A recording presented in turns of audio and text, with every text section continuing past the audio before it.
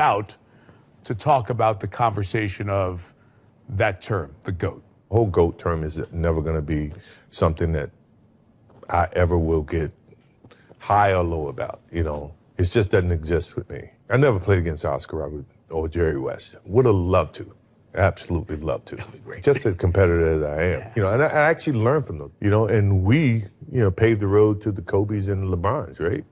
You know, and to me, it's the beauty of the game of basketball that a player, after a previous player, has evolved the game further. Mm-hmm.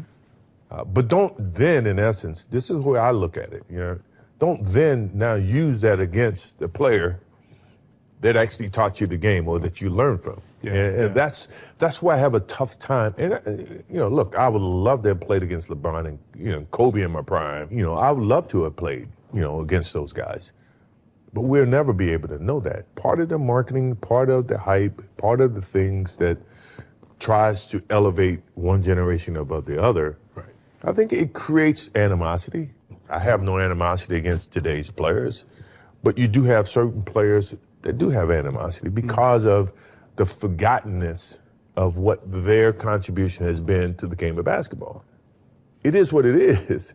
It is a empty comparison. It's absolutely never find that the true answer to that question. It's a circular conversation. It's just going to keep You're going. Never going to get and a right I understand. Answer. But it's great to talk about. 100% to talk about and envision. Look, I think LeBron has had an unbelievable career, and I admire him for what he's done.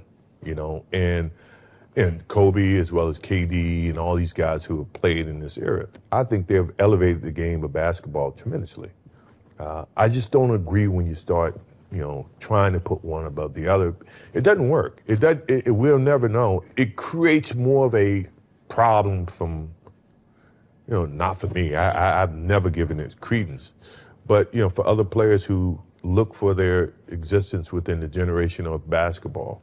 And we should always honor that. We should always preserve that. We should always, you know, reward that they paved the road for a lot of generations after that. And by doing that, you somewhat, I mean, Jabbar, I mean, Wilt Chamberlain, I mean, Bill Russell had 11 championships. Yeah. I mean, how do you just push them in the corner and say, oh, we ain't gonna think about you. You know, we forgot about you. You know, that to me is where I get lost.